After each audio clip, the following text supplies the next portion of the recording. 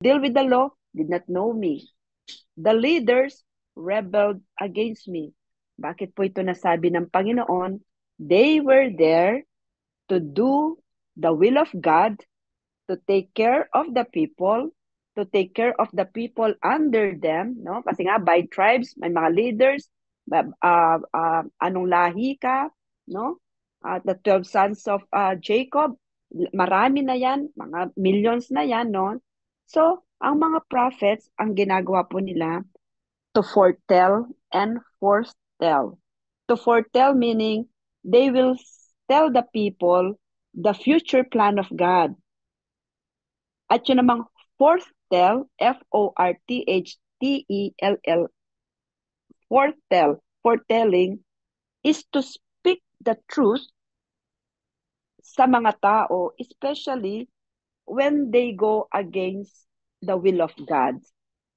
Pero ang sabi po dito, the priest did not ask, where is the Lord? Meaning, they failed to consult, they failed to inquire from the Lord, they failed to follow kung ano po, to know, no? Alamin kung ano po ang nais ng Diyos, but they continue to do what they are doing.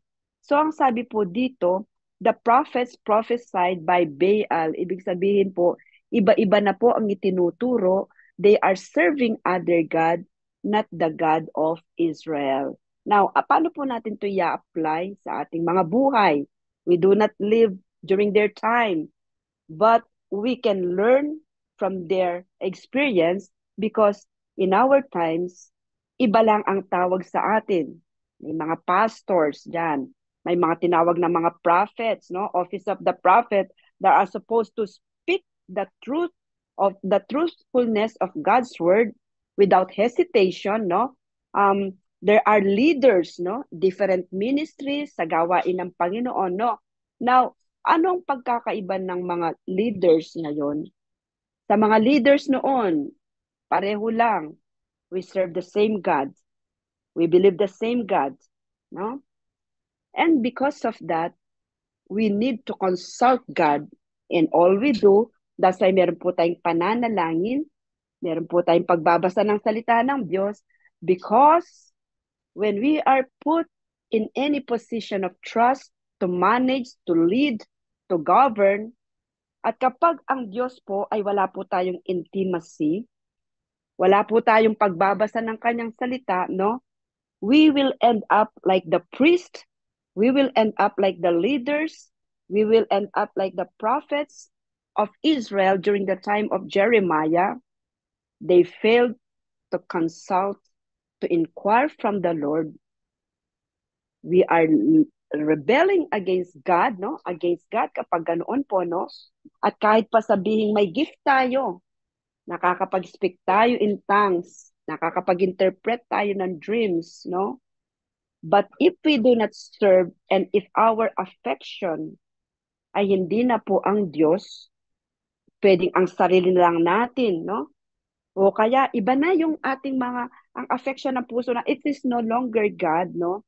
Ang ibig sabihin po nun, hindi po tayo nalalayo sa mga priest na nirebuke po na sinabi ng Diyos, therefore, I bring charges against you again. Bakit sinabi pong again?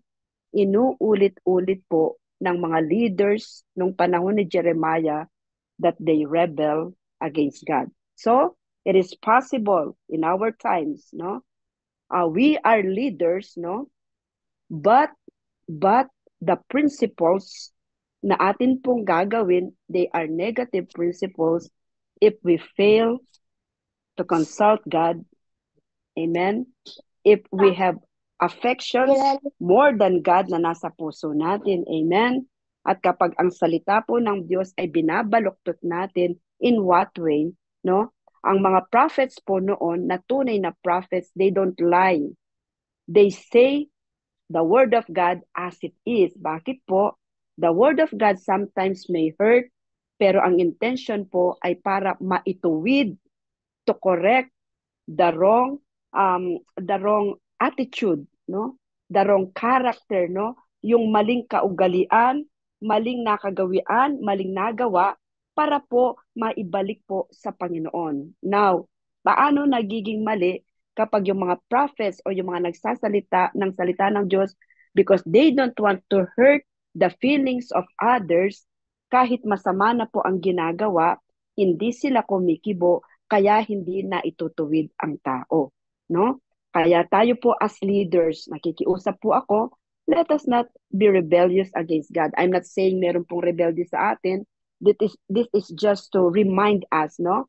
That being rebellious against God, meaning not following the perfect will, yung totoong kalooban ng Diyos, no? Para sa atin at para sa mga taong ating sinasakupan.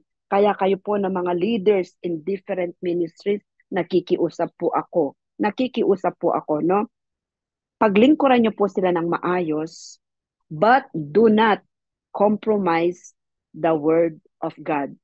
Kung meron pong may mali sa nakikita nyo, kailangan magkaroon kayo ng lakas ng loob na sabihin ito. Pero, wag naman kayong yung parang, alam nyo yung condemnation, hindi po yun. Kaya it is very important that we cultivate our relationship with God para po pagdating sa mga ganong pagkakataon, no, you know the right timing, the right word to say sa taong sinasakupan nyo na nais ituwid ng Diyos na hindi nyo po na i-compromise ang pananampalataya nyo at the same time nasa tamang oras at panahon. Amen? Pangalaw po, sabi po sa Hosea 9:15-17, because of all their wickedness in Gilgal, sabi po, I hated them there. Because of their sinful deeds, I will drive them out of my house. I will no longer love them. All their leaders are rebellious. Ito po sa Hosea, no? Palagi pong pinababanggit ito ng Panginoon, mga leaders na inilagay niya rebellious in what way? Sapagkat ito pong Gilgal na ito, isang lugar kung saan nagtayo po sila ng religious shrine that is offered to other gods. At ang sabi ng Diyos, huwag kayong magkaroon ng ibang Diyos maliban sa akin. And Gilgal, it is a site near Jericho where the Israelites had established a religious shrine offered to other gods. Kaya nga po, dito po, no, napakahirap pong maging leader. Maging leader kapag hindi tayo sumusunod sa kalooban ng Diyos at kapag yun po ang nangyari, katulad po ng sinabi sa Hosea, ang sabi ng Panginoon, tatanggalin ko lang sa aking house, hindi sila maglilingkod, hindi ko na sila mamahalin, sapagkat lahat ng namumuno, they are rebellious. So, negative principle of leadership is being rebellious against God. Pangalawa po, no? Sandali lang po, no? Grace, if you are listening, please reply to your kuya. The answer is yes, no? Number ni Pastor Jide. Pangalawa pong principle, do not lead the people astray. Huwag nating ipahamak ang mga taong sinasakupan natin. Yan po, no? Do not. Leading people astray is a negative leadership principle. Ang sabi po sa Isaiah chapter 3:12-15, youths, eto po, no? Youths oppress my people. Mga kabataan, sabing ganon, they oppress my people. Women rule over them. My people, your guides lead you astray. They turn you from the path. The Lord takes his place in court. Sabi pong ganon. Ang sabi po, he rises to judge the people. The Lord enters into judgment against the elders and leaders of his people. It is you who have ruined my vineyard. The plunder from the poor is in your houses. What do you mean by crushing my people and grinding the faces of the poor? Declares the Lord Almighty. Now, makikita niyo po rito, youths oppress my people. Women rule over them. Now, sa Near East, no, ang totoo po nito, wala naman talagang Middle East. Ang sa Bible po, Far East and Near East. Ngayon na lang po sinabing may Middle East, no? Sa Bible po talaga, no?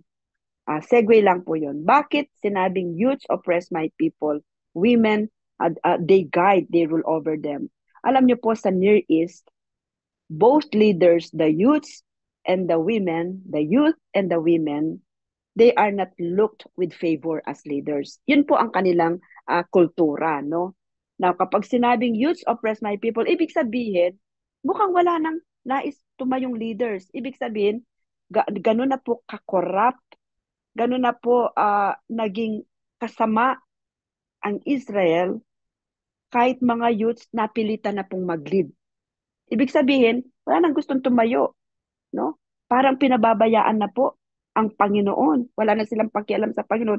Kaya maski mga kabataan na hindi pa dapat mag-rule, natututo silang mag-rule at dahil hindi sila marunong, na-oppress ang mga tao. Kahit ang mga kababaihan na hindi naman dapat mag-rule, especially in their culture, kailangan na silang mag-rule because marami na po ang tumalikod sa Diyos. And because of that, itong mga nag-rule na ito, they lead the people astray. Paano po natin alam? Katulad ng application kanina, application in our same principle in our times, no? Kapag ang mga nailagay na leaders ay hindi na talaga qualified. I mean, yung bang hindi na sila nagsisikap, talagang pumapangit na lahat-lahat, no? Ibig sabihin, those qualified that are supposed to lead, they refuse to lead. Pinabayaan ang gawain ng Panginoon. Amen? Ito po, no? Kaya naman ang mga nailalagay, nagpipilit sila, pero dahil sila rin ang puso nila, wala sa Panginoon, napababayaan ang gawain ng Panginoon. Kaya naman po sa atin, no? Napakahalaga po na kapag meron kayong leadership ability, you must train yourself in the ways of the Lord para po kung may panawagan na kailangan humawak dito, humawak doon, qualified, may puso. Because kapag tinanggihan ng mga qualified ang mga posisyong ito, because unang-una, yung puso nila wala sa Panginoon eh. Kasi, secondary na lang yung mga reasons natin kapag tinatanggihan natin ang mga positions. Ang totoo nito, kapag ang puso po natin ay para sa Panginoon talaga, no? Kapag tinawag ka sa paglilingkod, you will not say no. So po yan, no? Kaya po nadala po leading the people astray because those who were leading, they're not supposed to lead. Pero kailangan. So ang nangyari, they are not properly trained, hindi nila alam, no? Pati yung puso nila, kasi yung mga leaders na dapat nandyan, wala. So ang nangyari, yung mga nailagay, napilitan, hindi qualified, tapos yung puso hindi pa tama. It is different when you are not qualified, but because you have a heart, dahil mahal mong Panginoon, so kapag nailagay ka sa pwestong yan, pagsisikapan mong matuto kasi mahal mong Panginoon, you will not lead people astray. Amen? Kaya napakahalaga po ng puso. So how do we know that the people, the leaders, lead people astray? Ito po ang isa sa sukatan. How do we know that leaders lead people astray? Ito. Leaders lead people astray kapag alam nilang napapahamak ang kanilang mga sinasakupan. Halimbawa ako, pastor. Huwag na nating ilayo. Pastor ako, nililid ko po ang ating iglesia. May nakikita po akong may ginagawang hindi maganda, at kung hindi po ako gumagawa ng paraan upang sabihan ng taong ito, kapag ito'y nakarating po sa aking kinalaman, no? Iba po kasi kapag hindi ko siya alam, maliban na sabihin sa akin ng Panginoon, kapag alam ko na pong may ginagawa, pinapabayaan, leader ka, hindi ka nag-a-attend, nasaan ka nagpupunta-punta, puro pasyal ka. Kapag binalaan ko siya, ibig sabihin, as a leader, hindi ko po siya nililid astray. Kasi tinuturuan ko siya. Meron kang panahon, mamasyal, 1.5 months. Wala kang panahon para mag-attend leadership and training. Na paano ka? So, wala po akong pananagutan. Pero kapag hindi ko po sinabihan at okay lang sa akin, I am leading people astray. Kasi, pinapahintulutan kong mag-lead. Pero wala ang puso sa Panginoon, wala sa pananalangin, na paano ako? Gayon din po, kayo po. Kahit po sabihin nyo, you are not pastors, but you are in your own ministry where you are entrusted with leadership ability. Kapag po ang inyong mga sinasakupan, alam nyo pong may ginagawang o may kahinaan, no? Pag nakarating po sa kaalaman nyo in a gentle manner, kausapin nyo. Pag hindi po siya nagpaano, sabihin nyo sa inyong pastor para ipag-pray kayo at ito po'y sasakupin ko po at kailangan ko po dahil pananagutan ko sila dahil delegated authority, no? Delegated authority yan. Pag napatino po, napabuti po ang kapatid na ito, tayo pong dalawa, ministry leader and me, wala tayong pananagutan sa Panginoon. We did our job well. Pero kapag you as a ministry leader, nakita mo, you failed, no? Kaya po laki ng ating, ng mga leaders po, pinagpipray po talaga tayong lahat. Malaki po ang ating pananagutan. Alam mo, merong pagkakamali. And then, sinabihan mo, hindi nakinig, but then, you have to tell the pastor too kasi kailangang maituwid siya. Kailangang mabuo yung line of authority para po ano man ang mangyari, ginawa natin pareho sapagkat yung inyo pong pananagutan ay primarily pananagutan po ng pastor, delegated authority po sa inyo. So kapag ako'y na-inform at hindi po ako gumawa ng hakbang, wala kayong pananagutan, may pananagutan ako. Pero hindi niyo po ako in-inform at napahamak ang kapatid, wala akong pananagutan, meron kayong pananagutan because leading the people astray, katulad ng kapanahon ng ito, mahirap po. And so tayo po na mga leaders, nagpapasalamat po ako sa inyo. You have the heart to be very diligent at inyo pong ingatan ang mga posisyon na ipinagkaloob po sa inyo ng Panginoon. Pangatlo po, no? Do not lead people astray, no? Dito po sa Jeremiah 23:30-32, no? Ang sabi po, ang Panginoon po dito talagang nagiging example ng Israel because at that time, Israel as a nation ay nasulat po ang kanyang experience so that we living today, meron po tayong matutunan sa kanila pong naging karanasan. Ang sabi po sa Jeremiah 23:30-32, therefore declares the Lord, I am against the prophets who steal from one another words supposedly from me. Yes, declares the Lord, I am against the prophets who wag their own tongues and yet declare, the Lord declares, indeed I am against those who prophesy false dreams, declares the Lord. They tell them and lead my people astray with their reckless lies. Yet I did not send or appoint them. They do not benefit these people in the least, declares the Lord. Alam niyo po, basahin niyo po ang buong Jeremiah 23. Ang mga leaders po, nilid astray, pinahamak yan. Pinahamak po nila ang bayan ng Diyos sa pamamagitan ng kanilang maling gawa at maling turo. The people, the leaders, led the people astray through their wrong way of life and wrong teaching. Hindi po nila tinuro ang pinasasabi ng Panginoon. Ayaw nilang masaktan ang damdamin ng mga Israelita. Biro niyo po, kapag binasa niyo Jeremiah 23, meron po nagsabi ng ganito, God's peace be with you. The peace of God be with you. Pero gumagawa ng masama. Ibig sabihin, ayaw sabihin, i-correct, itama, mali, at ang sasabihin pa, sumasa iyo ang Diyos. Kaya po, nagalit po ang Panginoon. Sabi niya sa Jeremiah 23:30-32, therefore declares the Lord, I am against the prophets who steal from another word supposedly from me. Paano ibibless ng Diyos? Paano magkakaroon ng kapayapaan ang mga Israelita noon na sila'y sumasamba sa Diyos-Diyosan, no? Sila po ay nangangalunya, gumagawa po ng karamaldumal, and yet the prophets, the false prophets, did not have the boldness na sabihin na mali ang inyong ginagawa, magbalik loob, kundi ang sinasabi pa, God's peace be with you. Sa kapanahunan po natin, this is a warning to all of us who teach, who preach, even leaders who use the word of God, no? Wala pong masama na magturo tayo about prosperity.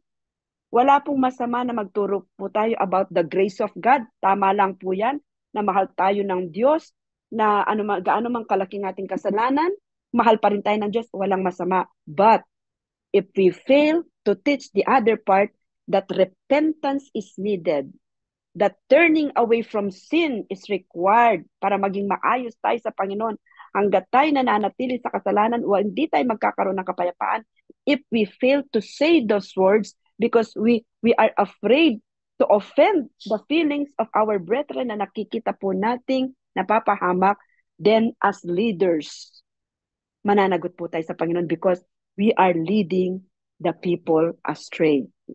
Inuulit ko po, as leaders, we can lead people astray through our wrong way of life. Tinitingnan po ang ating mga pamumuhay.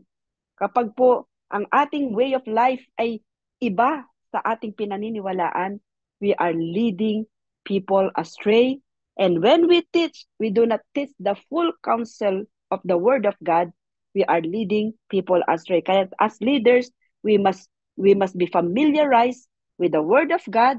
We must be diligent in reading and studying the Word of God. And we must be careful in teaching the Word of God. And we must observe and we must guard the way we live. Pangatlo po, no? Sa 1 John 3:7, dear children, do not let anyone lead you astray. The one who does what is right is righteous, just as he is righteous. Ano pong ibig sabihin dito na? Ni John, sa 1 John 3:7, noon po kasi, meron pong maling katuruan or false teaching that pulled many believers away from the truth, yung pong Gnosticism. Ano po yung Gnosticism? Yun, ang kapaniwalaan po ng mga Gnostics ito, the spirit is good, matter is evil. Therefore, because the body is matter, it is evil.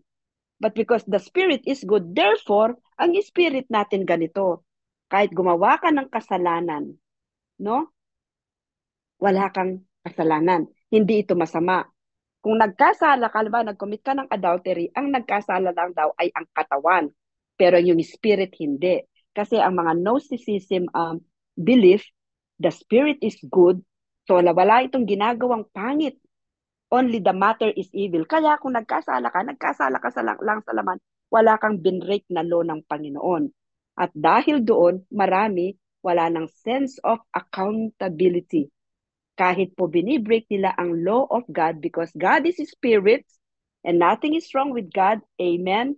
And because we are also made of spirit, whatever that we do that is of the spiritual matter, absuelto tayo. Yun po ang maling turo that led many people astray during the time of John. Kaya sabi niya, dear children, do not let anyone lead you astray.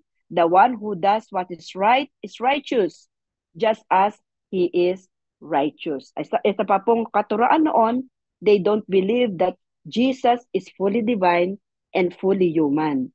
Di po nila pinaniniwalaan yon. Kaya po ito po ang nilabanan po noon. Number 3, do not be a poor example. Do not be a poor example. Ezra chapter 9, 1-2. After these things had been done, ang sabi po, the leaders came to me and said, the people of Israel, including the priests and the Levites, yan, mga leaders po sa temple, no? Sa ating kapanahunan, pastors, music team, ushering team, elders, leaders, basta po naglilingkod sa iglesia. They have not kept themselves separate from the neighboring peoples with their detestable practices like those of the Canaanites, Hittites, Perizzites, Jebusites, Ammonites, Moabites, Egyptians, and Amorites. They have taken some of their daughters as wives for themselves and their sons and have mingled the holy race with the people around them. And the leaders and officials have led the way in this unfaithfulness. Alam niyo po, nung pong galing na sa Babylon Empire, tapos na po yung exile sa Babylon, the Israelites have to go back to Jerusalem to rebuild the temple, no? Panahon po ito ni Ezra. Talaga pong 3 hari ang dinaanan nila para po ma-rebuild ang temple. Now, in the course of the rebuilding of the temple, no? Marami pong mga leaders ang dumating doon. Basahin niyo po ang Book of Ezra, the whole Book of Ezra. Piling-pili sila. Piling-pili sila. Nang walang Levites, nagpatawag pa po si Ezra. Pero ito po ang nangyari. Bakit po nasabi ang Ezra chapter 9, 1-2, do not be a poor example? May nagsumbong sa kanila. Ang sabi po, yung mga nagsumbong kasama din po, gumagawa ng masama. God specifically, emphatically sinabi niya, huwag silang mag-asawa ng hindi nila kapwa Israelita. They should not have intermarriage with other nations. Na parang sa utos po ni Jesus ngayon, do not be unequally yoked with unbelievers. Yan po ang ginawa nila. And so, umiyak si Ezra. Nag-prayer and fasting po. Umiyak po siya. Sabi niya ganun, O Panginoong Diyos, Father, oh my God, sabi niya, even before we rebuild the temple, we have sinned against you many times and you have forgiven us. And now that we are rebuilding the temple, Lord, sabi niya, gumawa kami ng mas grabing kasalanan laban sa iyo, sabi niya. And did you know how the story ended? Did you know po how the story ended? Pinatawag po ang lahat ng leaders, whether priests and Levites, no, na ang kanilang mga anak ay nagsipag-asawa ng ibang nations at nagkaroon na sila ng mga anak. Did you know that Ezra, he called all of them, and did you know the edict? They must divorce their wives and send away their children. That is the only way they can keep the law as required by God, sapagkat utos po ng Panginoon, they must set a good example, do not be a poor example. Ito po yun. Ito po yun. Grabe po. At sa atin pong kapanahunan, yan po ang sinabi ni Jesus. Do not be unequally yoked with unbelievers. Yan po ay isa pong paalala sa mga wala pang asawa sapagkat paano magkakasundo ang naniniwala at hindi naniniwala. Sasabihin mo, pag naasawa ko pa na po, sa sunod na yun po yun kay Jesus. Hintayin niyong kilalanin niya ang Panginoon, maging believer siya, and then kung talagang gusto mo at siya ay sa Panginoon na nagbibigay sa'yo, then go for it. Ito po, lalo na po kung mga leaders po kayo, no, mataas po ang standard. We are saved by grace. This is not a requirement for us to be saved, but God wants us to be spared sufferings, disappointments. Marami na po ang nag-asawa na hindi Kristiyano, mga leaders nila. They ended up, umaalis sa ministry, dumalaking mga anak, napapabayaan, hindi na po sila nare-raise sa Panginoon sapagkat one of them opposing the principles of God, kahit po lalaki yan o babae, no? Do not be a poor example. Remember Ezra 9:1-2. Pang-apat, do not exert power. Wag po tayong kung sino-sino as a leader. Ang sabi po ni Jesus sa Matthew chapter 20:25-26, Jesus called them together and said, you know that the rulers of the Gentiles lord it over them, and their high officials exercise authority over them. Not so with you, sabi niya. Instead, whoever wants to become great among you must be your servant. So ito po ang servant leadership. Noon po kasing sa Matthew 20, yung yun po ditong mga anak po, no, mga disipulos, nag-uunahan po kung sino po ang uupo sa tabi ni Jesus pag nandun na po siya sa kaharian ng Diyos, no? Sabi ng Panginoon, nag-aaway, parang ganito, nag-aaway-away kayo sa mga posisyon. Sabi niya, did you know, sabi niya, you have to serve if you are a leader. If you want to be the great, you want to be the great among you, sabi niya, wants to be the greatest among you, then serve. So, panglima po at panghuli po, no, dito po tayo magwawakas. Nawala na po yata yung number 5 ko. Ano yung number 5? Do not seek your own needs and wants first. So ito lang po, basahin nyo na lang po, Ezekiel 34:1-6, Amos 5:11-13. Sabi po, the word of the Lord came to me, son of man, prophesy against the shepherds of Israel. Ito po yung mga leaders, ito po ay mga nag-aalaga sa Israel, no? Sa ating kapanahunan, nag-aalaga sa church, no? Ang sabi po rito, magbantay po tayo, pangalagaan po natin ang iglesia. Wala pong masamang tayo po ay nagtatrabaho to take care of our family, pero bilang mga lingkod ng Diyos, no, ang unang motive po natin sa paglilingkod, hindi upang tayo yumaman, Kung tayo'y payayamanin ng Diyos, thank you, Jesus. Kung hindi po tayo payayamanin ng sobra, pero hindi naman po tayo nagkukulang, thank you, Lord. Ang ibig pong sabihin, we do not seek our own needs and wants first. Hindi po ang mga kakainin natin, ang trabaho natin, ang isisik po natin ay ang kingdom ng Panginoon at susunod na lang po yung mga pagpapala. As leaders po, makakitaan po tayo ng temper, makakitaan po tayo ng disiplina sa mga sarili natin, magtrabaho tayo, yes, pero kailangan po hindi yung ang gusto natin ang mauuna, kundi paglingkuran po natin ang iglesia at hindi po tayo pababayaan ng Panginoon. Diyan po nagtatapos ang 5 negative leadership principles. Natandaan po natin, do not be rebellious against God. Number 2, do not lead the people astray. Number 3, ang number 3 po, do not be a poor example. Number 4, do not exert power. At number 5, do not seek your own needs and wants first. Nawa po, may natutuhan po tayo sa ating napag-aralan ngayong araw na ito. At ako po ay magtatawag lang ng tatlo or volunteers, no? Sa mga 5 nabanggit na negative leadership principles, alin po dyan ang tumimo sa inyong puso? Nangusap, no? Kahit na hindi pa po kayo leaders, walang makapagsasabi na hindi po kayo magiging leader in the future. Kung kayo po hindi pamilya, leader na po kayo sa inyong pong pamilya, sa inyong mga anak, no? Kung kayo po ay nagtatrabaho, meron po kayong unit, 3 kayo, ikaw ang head, leader ka na. Sa church, ganun din, no? In areas. So, alin po sa 5 negative principles ang nangusap sa inyo? Meaning, hindi naman sa inyo yan. Pero it opens your mind, your spirit, na ito pala ang gusto ng Diyos, ayaw pala ng Diyos, ang ganito. Parang nilawakan ng Diyos ang pangunawa nyo sa pamumuno. So, kahit po 3 minutes lang po, no? Bawat magsasalita, no? Tatawag po akong 3, no? Kung any volunteer, no? Titingnan ko, wala pa yatang sige, tatawag na lang ako, no? Brother George, ayan, ating pong elder. Brother George, sa 3 po sa 5 nabanggit, alin po doon ang uh, nagbigay po sa inyo ng inspiration, no? Pwede po ba kayong magbahagi?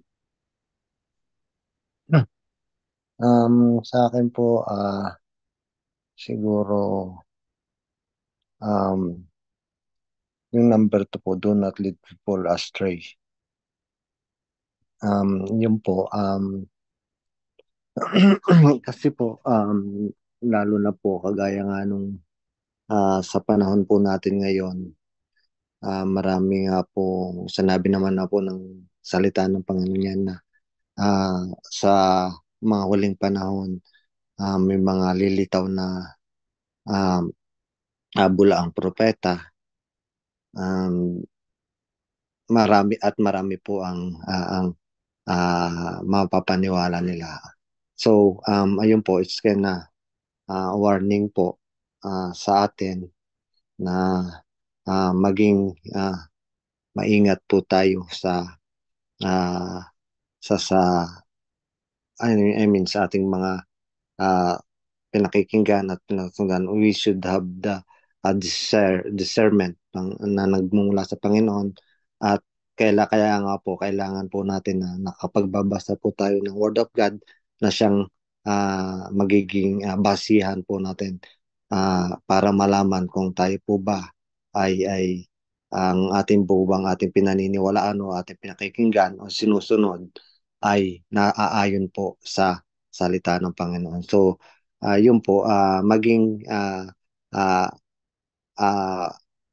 may po tayo sa mga sinusunod po natin, suriin po natin tayo sa salita ng Panginoon. So, yun lang po, Pastor. Amen. Salamat po, Brother George, no? Si Brother George po, no, makita niyo at box, yung number 2, opo, no? Po tayo po, pinagsikapan natin tayo po ay everyday, morning, evening, Meron pong kasama ng salita ng Diyos. Tapos po, chine-check natin sa Bible. Tapos, nabasa natin tama ba yung application somehow, no? Kaya po, yun nga po, guided po tayo sa word. Tapos, nagpipray tayo. Amen. Salamat, Brother George, for your wonderful insights. Meron po dito, kita ko hindi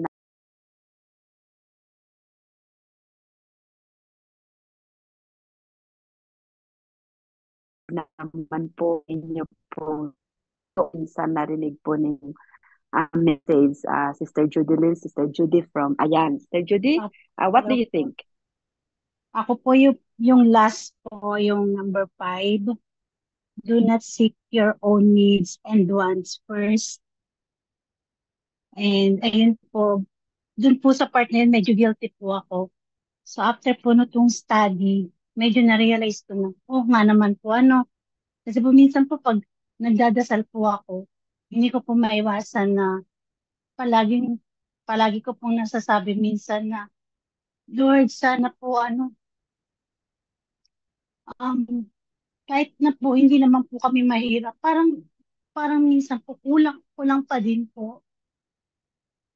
Pero dahil po dito sa study na to, parang na-realize ko po na ganun po. Hindi mo naman kailangang humiling kasi ibibigay naman po ni Lord. Yun lamang po. Yeah. Thank you po. Amen. Amen. Amen. Amen. Salamat po, Sister Judy. Sister Judy is from Wabaska, 3 hours from Edmonton. Alam mo, Sister Judy, sabi ko po sa Panginoon, Lord, nawa makarating si na Sister Judy. Pag hindi, ano Lord, pupunta ba kami sa Wabaska? I'm inquiring from the Lord.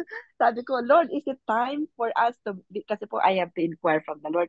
Oras na po ba, panahon na po ba na ang Wabaska po ay pupuntahan namin ng personal. So, tingnan po natin, no, kung makarating po kayo sa Edmonton, ano po, if not, I will pray na kami po'y makapamasyal sa inyo. Amen. Salamat po, Sister Amen. Judy. Amen. Kayo po na be-bless, no? Let us be generous in saying amen. A heart emoji, no? At tatawag pa po akong isa. Meron po bang gustong... Ayun, si Sister Eris. Sister Eris, what is your take? Ano sa palagay mo, Sister Eris?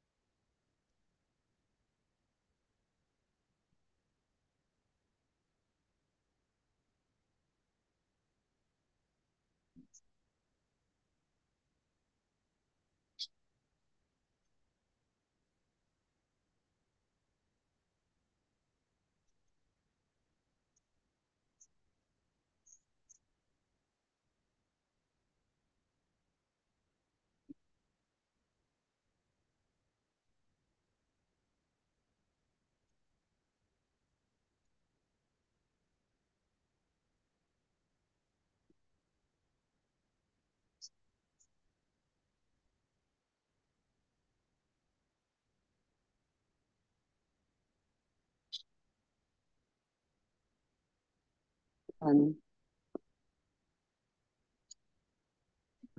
Amen.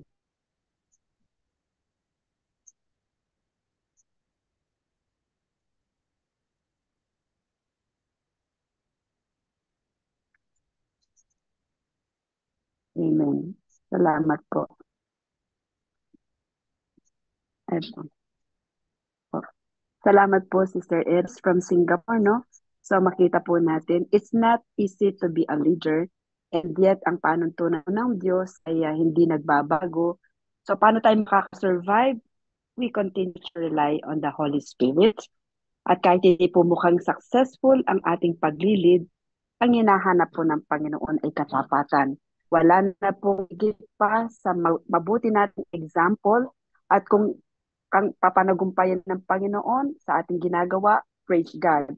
Kung hindi po at mukhang wala pang bunga, praise God pa rin, kasi nga po katulad ng sinabi ko, to be a leader, unang-una, nakikita ang relasyon sa Panginoon dahil darating ang panahon, no? At hindi naman tayo perfect, merong time kahit tayong self lang, pero katulad po ng sinasabi ko, amen, huwag po tayong give up easily, hihingi po tayo ng tulong, tatang tayo ng tulong, at talaga pong pagsikapan natin ang relasyon natin sa Panginoon. So at this point, tayo na po'y mananalangin. Amen? Inihiling ko po na tayo po'y magdalangin ng bawat isa. Kayo na po ang mag-message sa bawat isa, anong pwedeng ipanalangin. So Johan and Tito George, you pray for one another. Brother June and Sister and Brother Joe, kayo po ang magdalanginan sa bawat isa, no? You message each other. Nakita ko po kanina sa Brother Jess. Brother Jess, makidalangin po kayo. Kayo po isama po kayo niyan, tatlo, no? Tsaka ni Tito George, no? Sister Let naman ay si Princess Ra. Kayo na magdalangin sa bawat. Paulette, Sister Nelisa, pray for one another. Lane and Sister Karen, pray for one another. Sister Jen and Sister Anna, pray for one another. Sister